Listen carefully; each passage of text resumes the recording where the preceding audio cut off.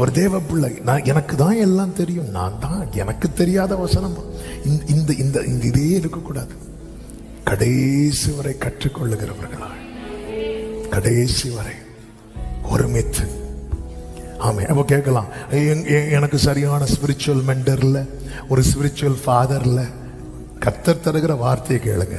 நீங்க வைக்க வேண்டியதுக்கு நிரந்தரமா ஒரு முற்றுப்புள்ளி வச்சீங்கன்னா உங்களுக்கான அந்த ஸ்பிரிச்சுவல் ட்ராக் ஓபன் ஆகும்.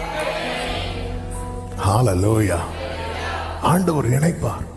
ஆமா. பெற்றோரை வைத்திருப்பார், பெற்றோரை வைத்திருப்பார், சபை ஊழியர்களை வைத்திருப்பார், மூப்பர்களை வைத்திருப்பார்.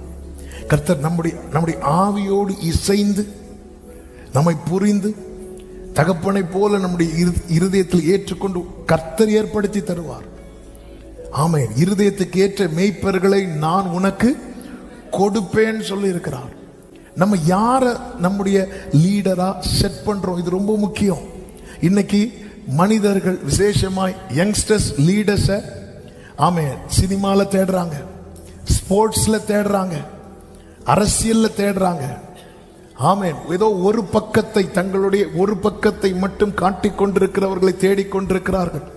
பவுல் தெளிவா சொல்றார், ஆமென், நாங்க உங்களுக்கு போதிக்கிறோம் அல்லவா, அதை வாழ்ந்து காட்டுறாங்க பாருங்க, அவர்களை பின்பற்றுங்கள்.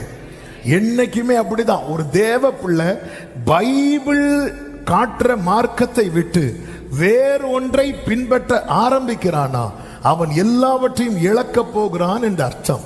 அந்த இளைய குமாரனை பாருங்க, அவன் தகப்பனுக்கு கீழ் இருக்கு, அவனுக்கு விருப்பம் இல்லை. அது ஏன் விருப்பம் இல்லைன்னா தகப்பனுக்கு கீழே இருந்தா எல்லாம் பண்ண முடியாது. ஆமே ஆமே. நினைச்சது மாதிரிலாம் பண்ண முடியாது.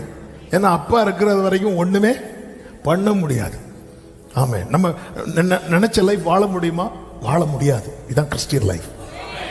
அவர் நினைச்ச லைஃப் தான் வாழ முடியும். ஏன்னா மூத்த குமாரனுடைய கம்ப்ளைண்ட் என்ன, என் ஃப்ரெண்ட்ஸு கூட சந்தோஷமா இருக்கிறதுக்கு நீங்க ஒரு ஆட்டுக்குட்டியை கூட தரல. அப்ப ஃப்ரெண்ட்ஸு கூட என்னை போயிட்டு வாட்டா, வீட்டில் இரு, இதெல்லாம் கேட்டு வளர்ந்தவன் தான் யாரு தெரியுமா? இளையகுமாரன். பார்த்தார், இது அலைக்கு ஆகாது, அப்பா அந்த சொத்தை பிரிச்சு தந்தீங்கன்னா காலமெல்லாம் உங்க காலையே கிடப்பேன். நம்பவே கூடாது. அவ்வளவுதான்.